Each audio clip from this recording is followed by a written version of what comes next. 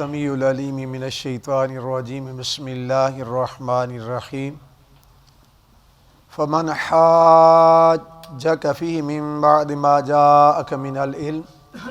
فقل تعالوا ندعو ابناءنا وابناءکم ونساءنا ونساءکم وانفسنا وانفسکم ثم نبتہل فنجعل لعنۃ اللہ علی الکاذبین صدق اللہ العظیم و صدق رسول النبی الکریم الامین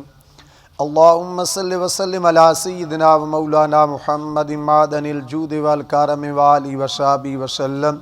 صلی اللہ علی حبیبی محمد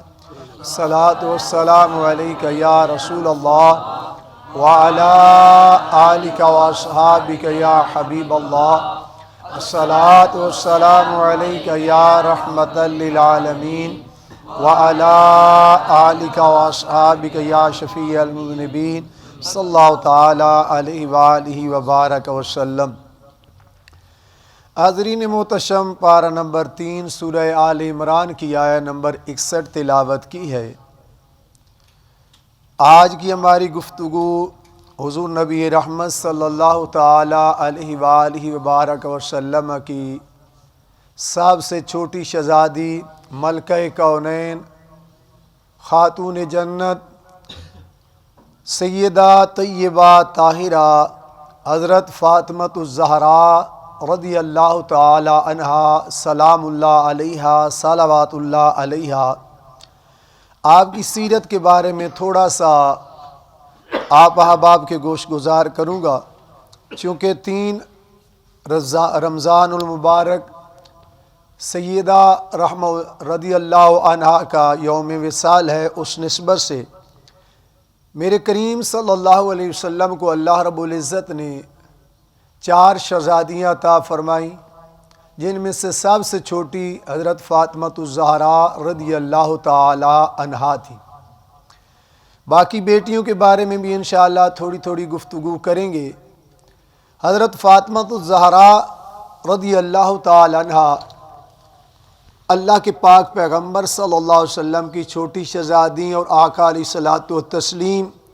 آپ رضی اللہ تعالی عنہ کے بارے میں فرمایا کہ فاطمہ میرے جگر کا ٹکڑا ہے، اور حضور صلی اللہ علیہ وسلم نے اپنی بیٹی سے محبت کر کے اپنی امت کو سبق دے دیا کہ بیٹی کا معاشرے میں مقام کیا ہے، اور دور جاہلیت میں جس بیٹی کو حقارت کی نظر سے دیکھا جاتا تھا، نفرت کی نظر سے دیکھا جاتا تھا، بلکہ یہاں تک وہ بدبخت بیٹی کا نام سننا بھی گوارا نہیں کرتے تھے، زندہ درگور کر دیا کرتے تھے۔ میرے کریم صلی اللہ علیہ وسلم نے جہاں بیٹیوں کی عزت، بیٹیوں کا شان ذکر کیا، وہاں پہ میرے کریم صلی اللہ علیہ وسلم نے اپنی شہزادیوں کے ساتھ پیار کر کے ہمیں ہمیشہ کے لیے ایک اصول اور طریقہ عطا فرما دیا۔ تو یہ بیٹی بھی وہ عظیم بیٹی جس کو اللہ رب العزت نے وہ عظیم مقام عطا کیا۔ بیٹی ہونے کا اعزاز ہے تو نبیوں کے سردار کی بیٹی ہیں، اور اگر زوجہ ہونے کا اعزاز حاصل ہے تو ولیوں کے تاجدار کی زوجہ ہونے کا اعزاز حاصل ہے۔ اور آپ کو رب نے جو اولاد دی ہے وہ بھی کمال والی ہے۔ جناب حسن پاک ہیں تو شان والے، جناب حسین پاک ہیں تو مقام والے۔ تو ہر لحاظ سے اگر آپ کی عبادت کو دیکھا جائے وہ بھی با کمال، آپ کی ریاضت کو دیکھا جائے وہ بھی با کمال، آپ کے زہد کو دیکھا جائے وہ بھی با کمال، آپ کے تقوی کو دیکھا جائے وہ بھی با کمال، آپ کی طہارت کو دیکھا جائے وہ بھی با کمال، آپ کی سیرت کا جو پہلو دیکھا جائے وہ ہر لحاظ سے اللہ رب العزت نے شان والا بنایا ہے۔ اور حضور صلی اللہ علیہ وسلم کی امت کی خواتین کے لیے ایک بہترین مشعل راہ یعنی آئیڈیل ہے۔ آج ہمارے معاشرے میں المیہ ہے، ہم اپنی بچیوں کو دیکھیں کہ ہم نے حضور صلی اللہ علیہ وسلم کی اس بیٹی کی سیرت پہ چلانا ہے، یا ہندوؤں، انگریزوں، غیر مسلموں کی بچیوں کے طور طریقے پہ چلانا ہے۔ میرے نبی صلی اللہ علیہ وسلم کی بیٹی کا بچپن بھی کتابوں کے اندر موجود ہے، میرے نبی صلی اللہ علیہ وسلم کی بیٹی کی جوانی بھی اور تذکرہ بھی کتابوں کے اندر موجود ہے۔ آج دیگر معاملات نظر آتے ہیں۔ حاضرین محتشم، تو اس عظیم خاتون کی چادر تطہیر کا وہ پردہ نظر ہمیں نہیں آتا۔ پردے کا عالم با کمال، حیا کا عالم با کمال، زہد کا عالم با کمال، تقوی کا عالم با کمال، تلاوت کا عالم با کمال، اور میرے رسول صلی اللہ علیہ وسلم کی محبت کا عالم با کمال۔ پیارے کریم صلی اللہ علیہ وسلم کی محبت اپنی بیٹی سے کمال کی ہے، بیٹی کی اپنے باپ سے محبت کمال کی ہے، اور اس محبت کا انداز کیا ہے؟ کتابوں میں آتا ہے میرے کریم صلی اللہ علیہ وسلم اگر اپنی بیٹی کے گھر میں جلوہ افروز ہوتے، تشریف لے کر جاتے، تو حضور سرور عالم صلی اللہ علیہ وسلم کے جانے پہ بیٹی اپنی جگہ چھوڑ دیتی اور کھڑے ہو کر اپنے باپ کا استقبال کرتی اور اپنی جگہ پہ بیٹھاتی۔ پھر جب رسول اللہ صلی اللہ علیہ وسلم واپس تشریف لے کر جانے لگتے، آقا علیہ السلام کو وہ عظیم بیٹی الوداع کہتے ہوئے آتی، اور وہی بیٹی جب باپ کے دروازے پہ آتی تو پھر باپ کائنات کا سردار باپ ہے، عام باپ نہیں، کائنات کا سردار باپ ہے۔ باپ بھی اپنی مسند چھوڑتے، اپنی بیٹی کو پاس بیٹھاتے، پھر جانے لگتی، الوداع کرتے، گویا باپ اور بیٹی کا تعلق ہمیں بتا دیا۔ اور آپ کی ریاضت، زہد و تقوی، چکی اپنے ہاتھ سے چلاتی، ادھر چکی چل رہی ہوتی اور زبان سے اللہ کا قرآن کا ورد چل رہا ہوتا۔ تو جب یہ سما تھا تو پھر اللہ نے جناب حسن حسین جیسے عظیم شہزادے عطا فرمائے۔ تو جس آیا کی تلاوت کی ہے، عیسائیوں کے ساتھ حضور صلی اللہ علیہ وسلم نے مختلف دلائل جناب عیسیٰ علی نبینا علیہ السلام کے بارے میں جب دیے کہ عیسیٰ علیہ السلام اللہ کے بندے ہیں، اس کے نبی ہیں، عیسیٰ علیہ السلام نہ خدا ہیں نہ خدا کے شریک ہیں، تو کسی دلیل کو جب وہ نہ مانے تو آخر مباہلہ پہ بات آ گئی۔ ایک ہوتا ہے مناظرہ کرنا، ایک ہوتا ہے مباہلہ کرنا۔ مناظرہ یہ ہے کہ دونوں فریق علم میں برابر کیوں، ایک بندہ دلیل دے، پھر دوسرا صاحب علم جو ہے اس کے مد مقابل دلیل دے، تو ایسے دلائل کے ساتھ ایک دوسرے کو سمجھانا یہ مناظرہ ہوتا ہے۔ اور مباہلہ یہ ہوتا ہے کہ جب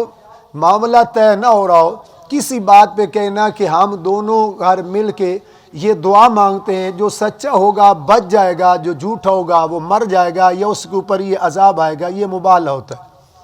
تو جب وہ نہ مانے تو مباہلے پہ بات آ گئی، تو رسول اللہ صلی اللہ علیہ وسلم نے فرمایا فَقُلْ تَعَالَوْا، پس فرمایا آپ صلی اللہ علیہ وسلم نے بلاؤ تم، نہ دو بلاؤ، لے آؤ تم اور بلاؤ ابناءنا، ہم اپنے بیٹوں کو بلاتے ہیں، تم اپنے بیٹوں کو بلاؤ، وَنِسَاءَنَا وَنِسَاءَكُمْ، تم اپنی عورتوں کو بلاؤ، ہم اپنی عورتوں کو بلاتے ہیں، وَأَنفُسَنَا وَأَنفُسَكُمْ، ہم اپنے آپ کو لے آتے ہیں، تم اپنے آپ کو لے آؤ۔ جب سارے اکٹھے ہو جائیں گے ثُمَّ نَبْتَهِلْ فَنَجْعَلْ لَعْنَةَ اللَّهِ عَلَى الْكَاذِبِينَ، پھر اللہ کے حضور ہم جو ہے دعا کریں گے کہ اے اللہ جو جھوٹ ہے اس کے اوپر تیری لعنت ہو۔ اب یہاں تھوڑا سا ایک اشکال ہے، وہ عرض کرتا چلوں، وہ یہ ہے کہ بعض صاحبان کو یہاں غلط فہمی ہو، جب حضور صلی اللہ علیہ وسلم نکلے، آپ صلی اللہ علیہ وسلم خود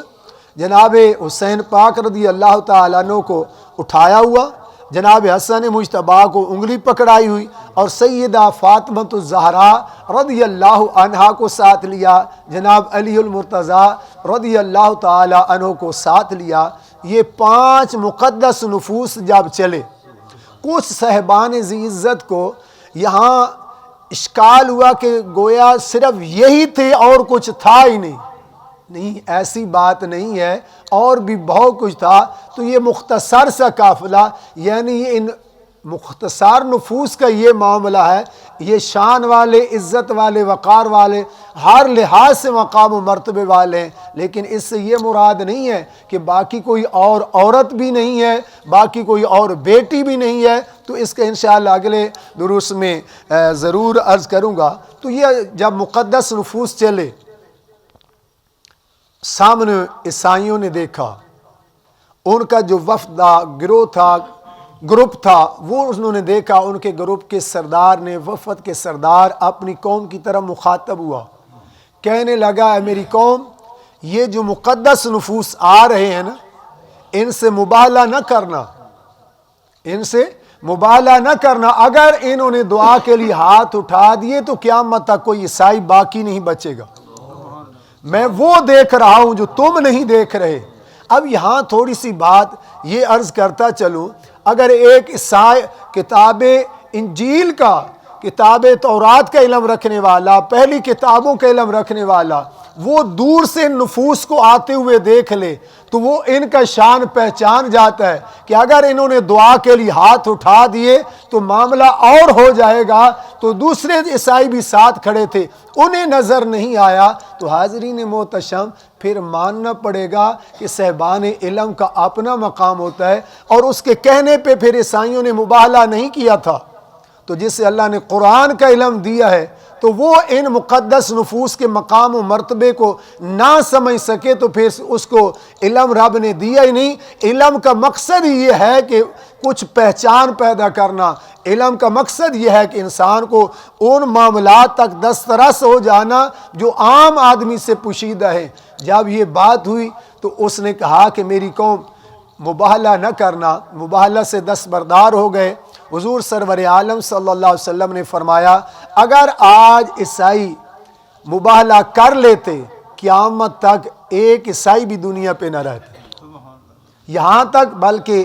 طبیان القرآن کے اندر علامہ غلام رسول سعیدی علیہ رحمہ نے اسی آیا کی تحت لکھا ہے، فرماتے ہیں کہ اگر وہ مباہلہ کر لیتے تو عیسائی رہتے، پرندے جو تھے درختوں پہ بیٹھے ہوئے وہ بھی فنا و برباد ہو جاتے۔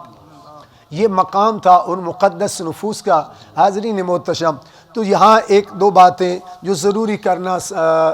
سمجھتا ہوں وہ یہ ہیں، آج ہمارے المیہ ہے،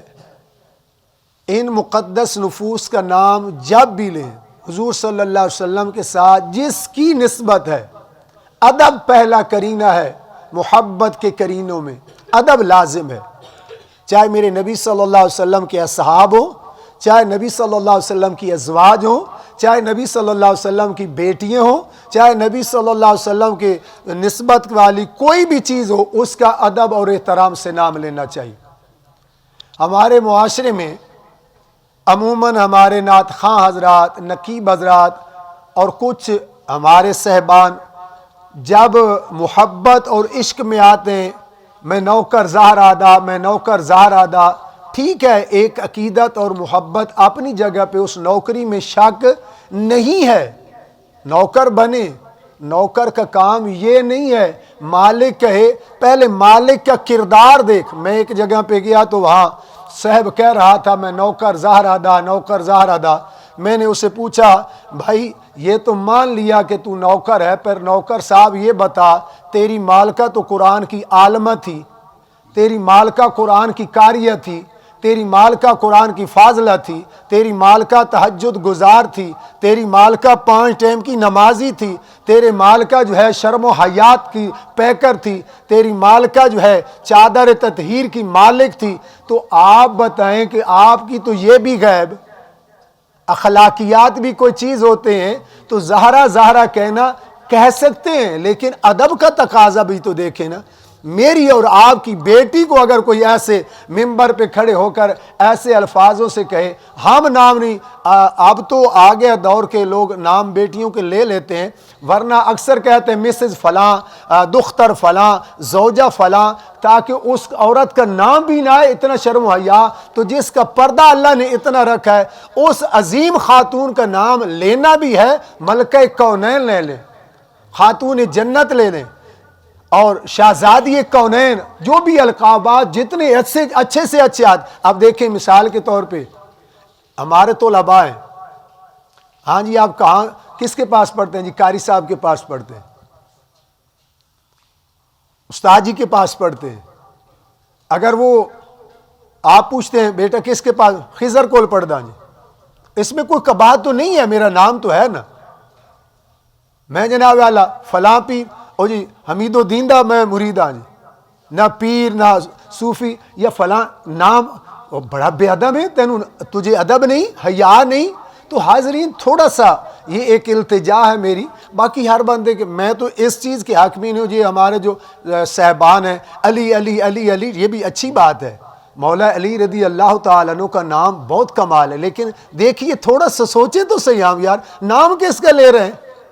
میرا اور آپ کا بکر بکر بکر کہنا شروع کر دے، علی علی علی نہیں، حضرت سیدنا علی المرتضیٰ رضی اللہ تعالیٰ عنہ، شیر خدا رضی اللہ تعالیٰ عنہ، سیدہ خاتون جنت رضی اللہ عنہ، ملکہ کونین رضی اللہ تعالیٰ عنہ، تو جب ایسے مقدس احترام کر جو ہے تقدس بحال رکھیں، بالخصوص